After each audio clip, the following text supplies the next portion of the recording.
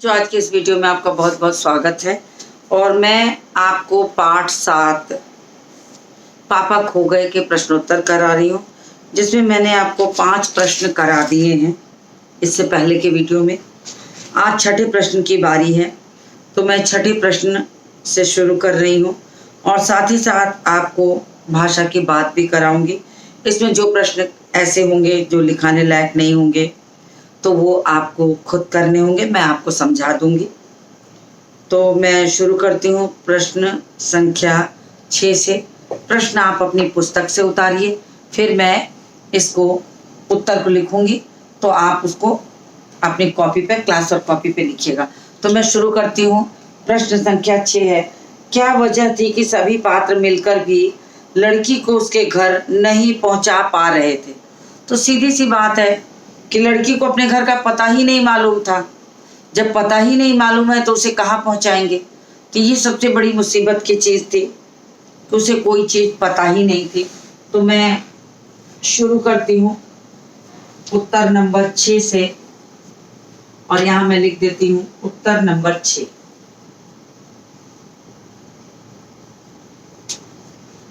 क्या वजह थी कि सभी पात्र मिलकर भी लड़की को उसके घर नहीं पहुंचा पा रहे थे? तो उत्तर है, किसी को भी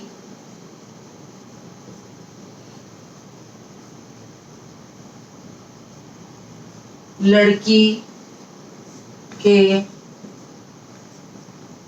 बारे में कोई जानकारी नहीं मिल पा रही थी और लड़की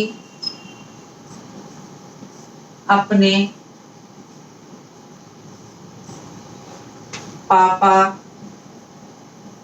और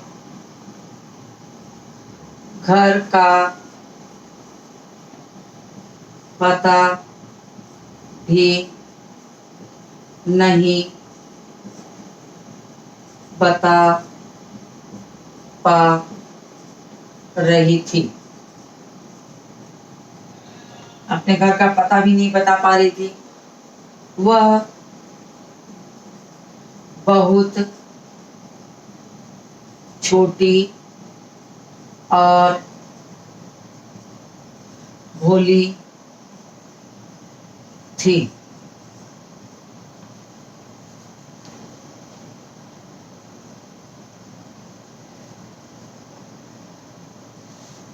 जिसके कारण कोई भी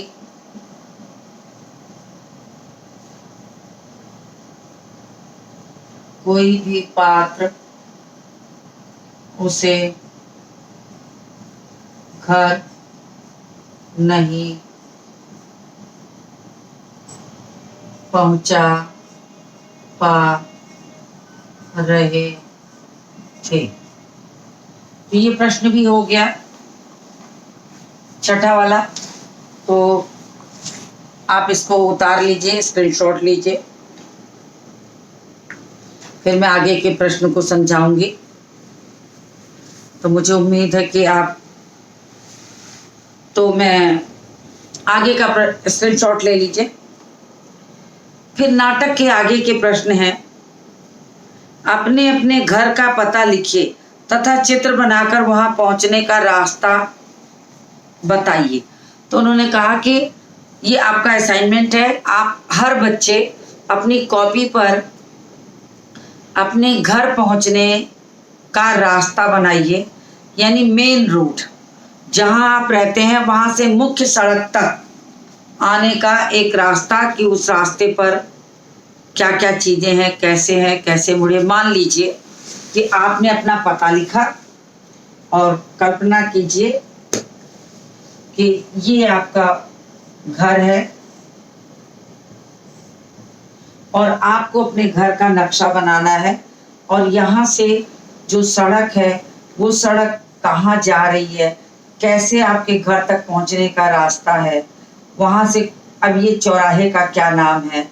फिर आप आगे बढ़ते हैं तो रास्ता मुड़ता है, आप रास्ते पर अगले रोड पर आते हैं और इस तरीके से आप कहीं भी कुछ भी हर जगहों पर एक इंडिकेशन देते हुए, नाम लिखते हुए मेन जगह का नाम देंगे और यहाँ पर अपना पता लिखेंगे कि ये आपके घर का पता है और मेन रोड का ये पता है। तो यहाँ से आप कैसे अपने घर तक पहुँच सकते हैं। अगर अलग अलग रास्ते हैं तो उसको भी जोड़िए, नहीं तो सीधे अपने घर का।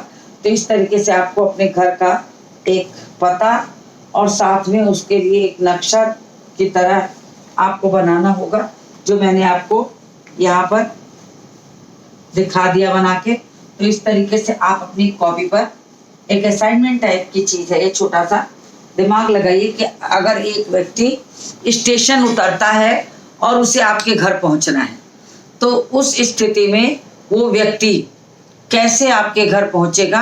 आप स्टेशन से लेकर अपने घर तक का रास्ता बताने की कोशिश करिए। वैसे इसमें दिया हुआ है कौन कौन सी चीजें पड़ती हैं, आप उसको एक नक्शे की तरह बनाइए। अगला प्रश्न है, मराठी से अनुदित इस नाटक का शीर्षक पापा खो गए क्यों रखा गया होगा। अब उन्होंने कल मैंने ये प्रश्न आपसे पूछा था ऑनलाइन क्लास में कि पाठ का नाम पापा खो गए क्यों रखा गया होगा। ये तो सीधी और साधारण सी बात है कि बच्ची को अपने घर का पता ही नहीं मालूम है, उसे तो ये नहीं पता चलता है कि वो वास्तव में कहीं खो गई है, वो तो पहचान नहीं पा रही है। वो नींद से अचानक उठती है और पूछती है कि मैं कहाँ हूँ, उसे कुछ ये तक समझ में नहीं आता कि वो घर से बाहर है कहीं। और जब पेड़, खंभे, कौवे और लेटर बॉक्स को बोलते और चलते देखती है तो उसके मन में और शंका होती, वो उनसे बात करती है, उनके साथ पहले डरती है, फिर धीरे धीरे बात करते हुए जब उन्होंने बताया अपने बारे में तो सब चीज़ें जान के भी वो उनसे घुल मिल जाती है। और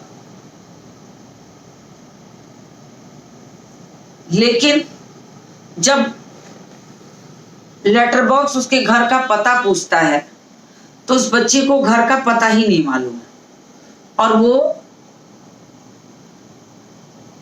बस ये बताती है कि मेरा घर एक गली में है, गली सड़क पर है, सड़क पर लोग आते जाते हैं, लेकिन उसे नहीं पता कि उसके मोहल्ले का क्या नाम है, उसके पिता का क्या नाम है। और उसको देखकर ऐसा लगता है कि बच्ची तो खोई नहीं है, बच्ची तो सामने दिख रही, इसके पापा ही खो गए हैं। उसको ये लग रहा है मैं तो कहाँ खोई हूँ, मैं तो सामने हूँ और पापा नहीं मिल रहे हैं, तो मतलब पापा खो गए हैं। तो कहानी को आकर्षक, नाटक को रुचिकर बनाने के लिए शीर्षक का भी अच्छा होना बहुत आवश्यक होता है। तो इसमें जो शीर्षक है वो शीर्षक वास्तव में बहुत आकर्षक है कि उत्साह जगाने वाला कि देखें आगे क्या होता है। तो रखा क्यों गया होगा। अगर आपके मन में कोई दूसरा शीर्षक हो तो सुझाइए और साथ में कारण बताइए। अब उन्होंने आपको कहा है कि आप शीर्षक बताइए, आप शीर्षक बताइए, मतलब आप इस पाठ का नाम बदल दीजिए, कुछ और रखिए। आप क्या सकते हैं, नन्ही बच्ची, नादान दोस्त, नादान दोस्त, क्योंकि वो तो दोस्ती कर लेती है पेड़ और कौवे से। नन्ही सहेली, नन्ही या लापता बच्ची,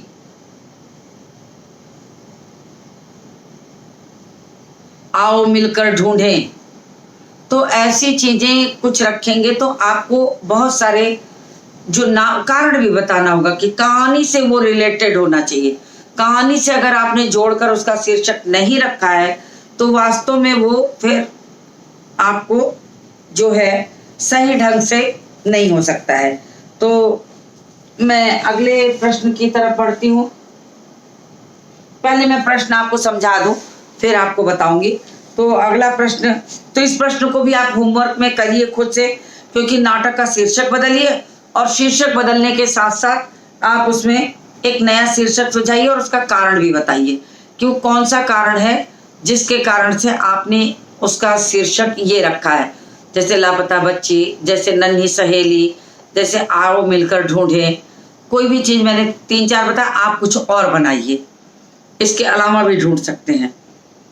तो लेकिन साथ में कारण दीजिए कि आपने क्यों ये नाटक का नाम क्यों बदल के ये रखा है। तो ये भी आपका होमवर्क है। अगले प्रश्न पर आती हूँ। क्या आप बच्ची के पापा को खोजने का नाटक से अलग कोई और तरीका बता सकते हैं?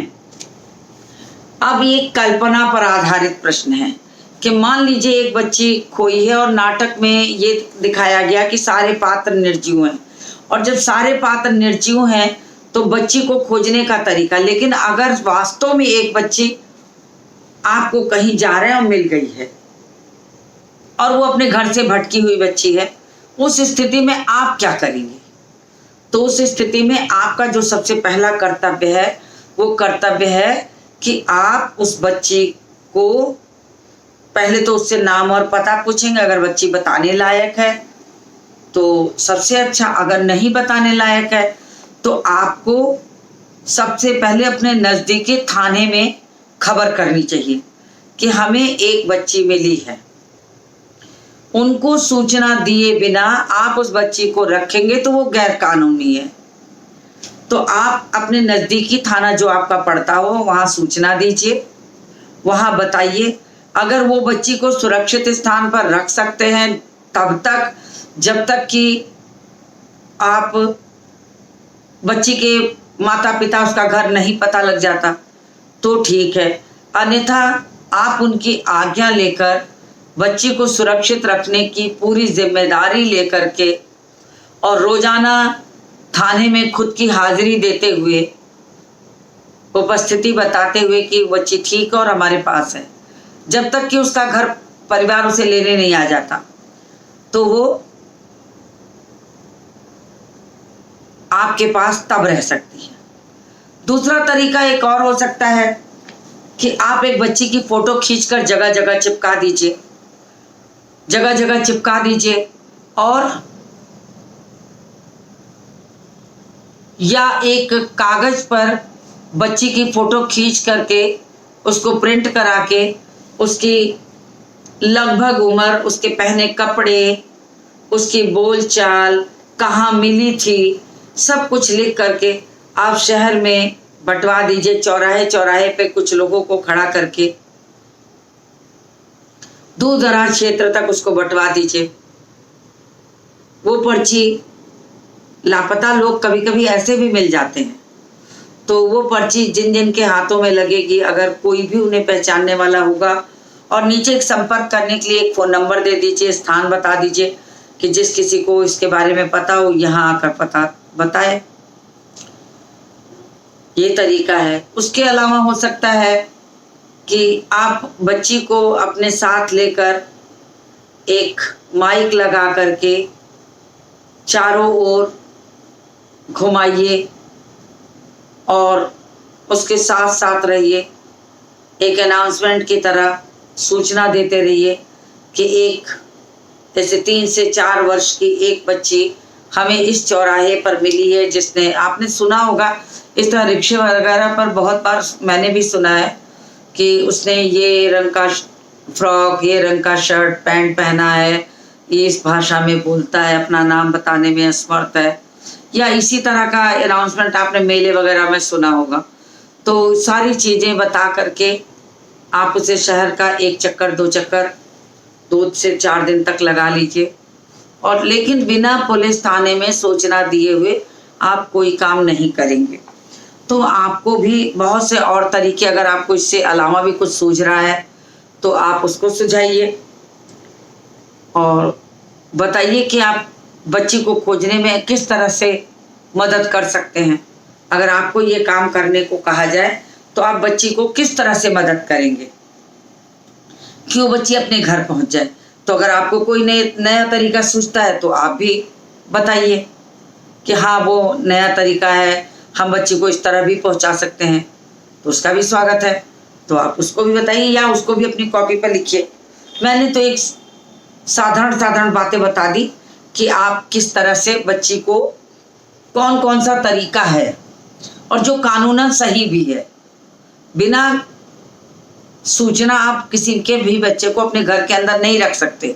आप नियरेस्ट आपका जो सबसे नज़दीकी थाना उसमें खबर दीजिए, फोटो चिपकाते हैं, वो अनाउंस करवाते हैं वगैरह। तो ये प्रश्न भी आपकी समझ में आ गया है। अगर आपको भी कुछ और सूझता है तो उसको भी इसमें जोड़ दीजिए साथ में और बताइए कि लिखना है कि नहीं। मिल सकता है बच्चा उनको। अनुमान और कल्पना पर आते हैं।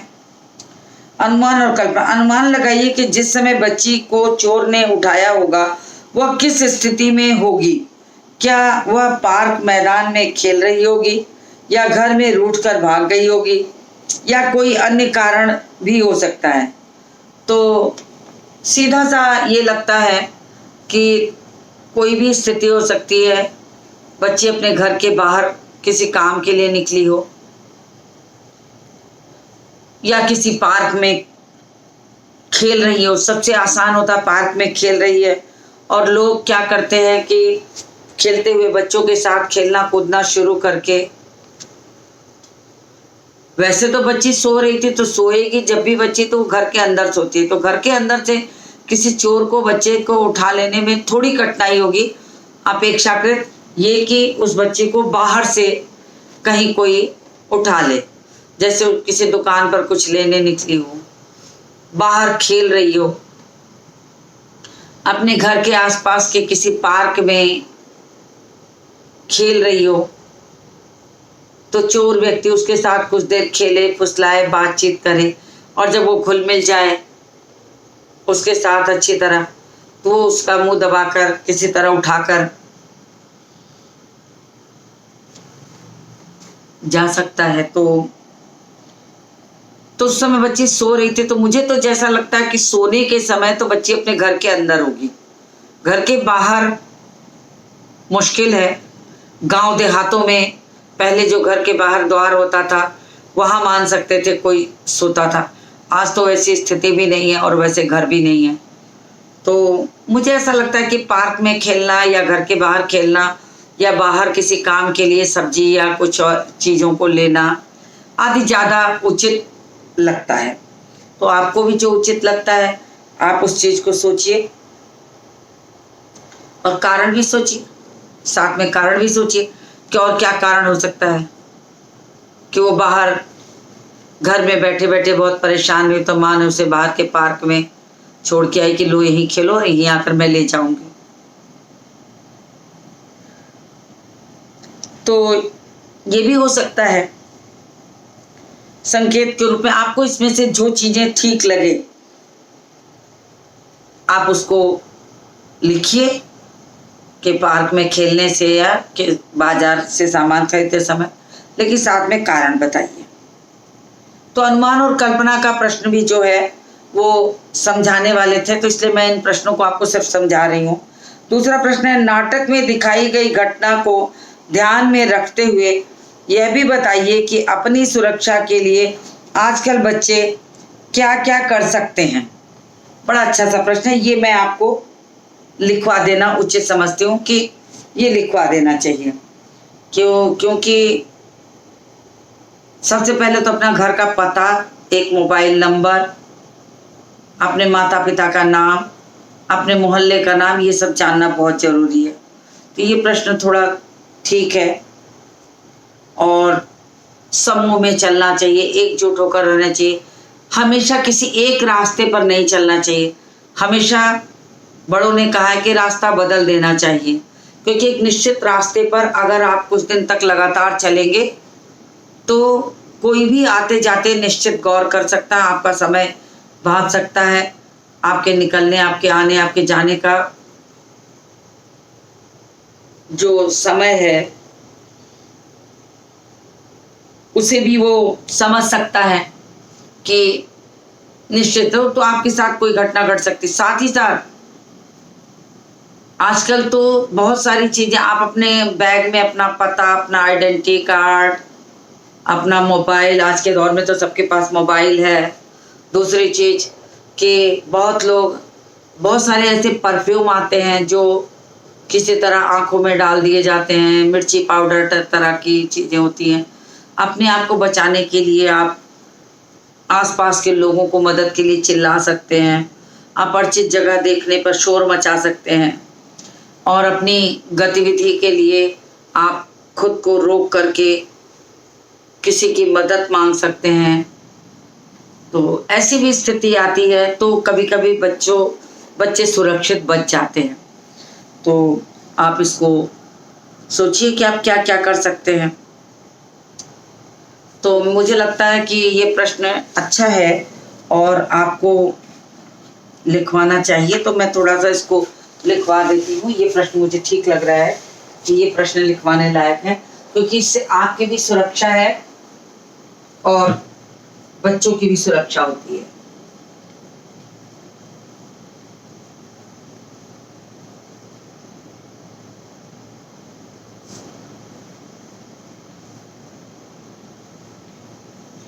तो चलिए प्रश्न अनुमान और कल्पना का प्रश्न नंबर 2।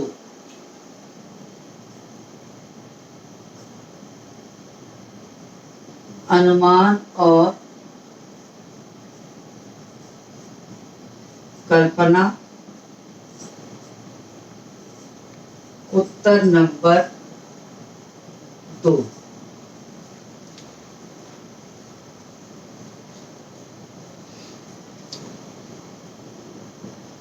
सबसे पहले समूह में चलना चाहिए।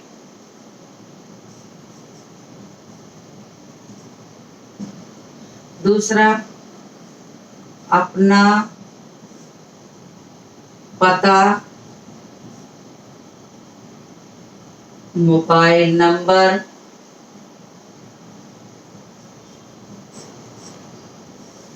और पिता का नाम, पिता का नाम मालूम होना चाहिए।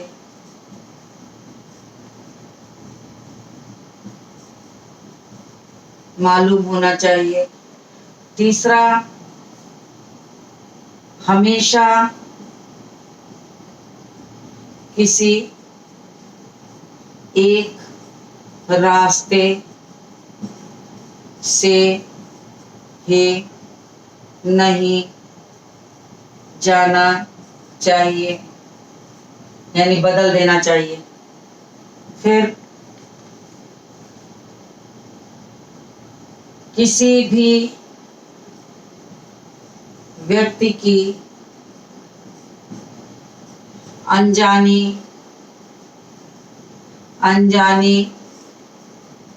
हरकत पर शोर मचाना, मदद के लिए पुकारना,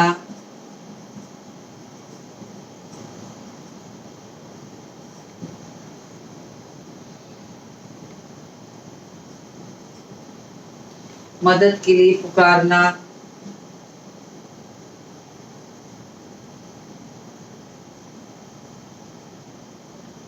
पुकारना चाहिए। और आसपास से गुजरने वालों को भी बताने की कोशिश करनी चाहिए।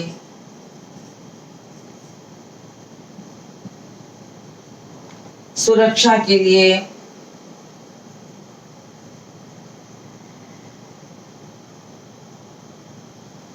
अपरिचितों से कभी कोई मदद नहीं लेनी चाहिए।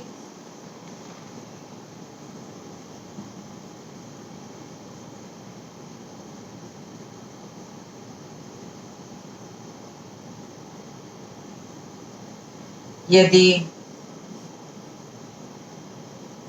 पता कुछ नंबर हमेशा अपने बैग में रखना चाहिए। तो ये मैंने कुछ चीजें जोड़ दी हैं इसमें अपने मन से। अगर आप और भी कुछ जोड़ना चाहते हैं तो जोड़ सकते हैं। आप स्क्रीनशॉट लीजिए इसका। चलिए, स्क्रीनशॉट आप ले चुके होंगे तो मैंने कुछ चीजें यहाँ बता दी। फिर भाषा की बात में कुछ प्रश्न है जो मैं थोड़ा समझा देती हूँ। इसमें पहले प्रश्न की कोई ऐसी चीज नहीं है जिसको कि कक्षा कार्य में कराने लायक हो, और दूसरा प्रश्न भी उसी तरह का है, विराम चिन्ह लगाने वाला है, जो मैं कक्षा के दौरान आपको कराऊंगी। इसके बाद जो तीसरा प्रश्न है वो संवाद लेखन है। तो संवाद लेखन मैंने कक्षा 6 में भी आपको सिखाया था, कक्षा 6 के दौरान भी सिखाया था। संवाद लिखने का वास्तविक स्वरूप क्या होना चाहिए। तो यहाँ पर दिया है 3, चौक और ब्लैक बोर्ड के बीच संवाद, कलम और कॉपी से संवाद, खिड़की का दरवाजे से संवाद। अब ये संवाद आप लिखिए। जैसे चौक और ब्लैक बोर्ड का संवाद आपको लिखना है तो आप एक लाइन चौक की और एक लाइन बोर्ड की। जैसे चौक जो है ब्लैक बोर्ड से कहता है कि चौक कहता है कि अरे भाई, ये कोई जीवन है, जब देखो तब दूसरों के हाथों में ही मैं पड़ा रहता हूं। तो ब्लैक बोर्ड कहता है क्या हुआ चौक भाई, इतना परेशान क्यों लगते हो। तो कहता है कि देख रहे हो ना, जब कोई आता है मुझे पकड़ता और तुम्हारे ऊपर घिसने लगता है। कभी कभी मैं उनकी जोर की पकड़ से मेरी हड्डियां टूट जाती हैं, मैं टूट जाता हूं, इधर उधर गिर जाता हूं, लोग मुझे कुचल देते हैं। और ब्लैक बोर्ड कहता कि तो मेरी स्थिति कौन सी अच्छी है, दिन रात तो वो तुम्हें उठाकर मेरे ऊपर घिसते रहते हैं। मेरी चमक देखो फीकी पड़ गई है, मैं अपनी बात भी किसी को नहीं बता सकता हूं। तो इस तरह से आप उसको एक कहानी की तरह बना करके संवाद के रूप में लिखिए। संवाद का फॉर्मेट मैंने आपको कक्षा 6 में सिखाया था। थोड़ा सा मैं सिर्फ यहाँ पर बना देती हूँ कि कैसे आपको याद दिलाने के लिए कि फॉर्मेट जो मैंने 6 में सिखाया था वही है संवाद लेखन का, उसको लिखना आपको है। मैं तरीका बता देती हूँ कि कैसे आपको लिखना है, याद दिला देती हूँ, ताकि बहुत सारे बच्चे जो होते हैं रेगुलर नहीं होते हैं कक्षाओं में, आपको रेगुलर हो। तो रेगुलर बच्चे को तो पता होता है, लेकिन बाकी बच्चों को नहीं पता होता है क्योंकि वो हमेशा क्लास में रहते नहीं है, तो उनको इन सब चीज़ों का। ये आपकी कॉपी है, ये आपकी कॉपी की मार्जिन है, और ये आपका पूरा पन्ना है। अब आपको ये कॉपी का पन्ना हो गया, आपने यहाँ चौक लिखा, चौक, एक छोटा सा डैश बनाया, डैश ही बनाएंगे, कोई दूसरा निशान नहीं लगाएंगे, और अपनी बात को कहे। फिर आपने बोर्ड लिखा, फिर एक छोटा डैश, फिर बोर्ड की बात को आपने लिखा, फिर चौक। ऐसे आप डैश बनाते हुए छोटे छोटे सेंटेंस लिखेंगे, बड़े वाक्य नहीं लिखेंगे। फिर बोर्ड, तो छोटा डैश, और ये आपका बिल्कुल सीधा आना चाहिए, मार्जिन के अंदर की ओर होना चाहिए कॉपी के पन्ने पर। 3-4 चीजें इसमें जरूरी हैं। एक तो आपको कोई कटिंग नहीं होनी चाहिए, कोई ओवर राइटिंग नहीं होनी चाहिए, साथ ही साथ निशान आप नहीं बदलेंगे, कोई भी निशान आप नहीं बदलेंगे। बिल्कुल जो निशान मैंने यहाँ बोर्ड पर लगाया है ठीक यही निशान आप भी लगाएंगे और साथ ही साथ आप इसी तरह लिखेंगे। मैंने फॉर्मेट को इसलिए बोर्ड पे बना दिया ताकि आपको ये लगे कि हाँ आप जो है उसे याद आ जाए कैसे करते थे। तो मुझे उम्मीद है ये सारी चीज़ें आपकी होमवर्क हैं, खुद से करिए क्योंकि आपको कराया गया है। तो इसी के साथ इस वीडियो को मैं समाप्त करती हूँ और मिलती हूँ आपसे अगले वीडियो में।